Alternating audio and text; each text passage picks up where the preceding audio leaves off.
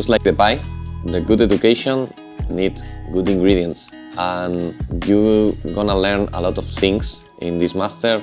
The theoretical knowledge, the practical stuff that the teacher's gonna teach you. You can't miss this opportunity.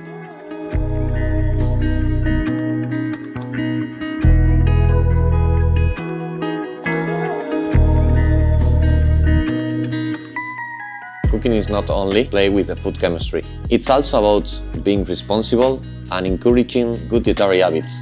It's gonna help you a lot on the future.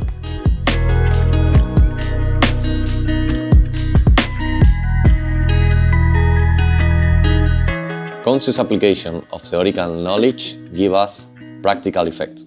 What we are trying to avoid is the enzymatic browning, so that's what we put in the lemon juice because it have vitamin C, and that's the responsible to avoid this undesirable effect.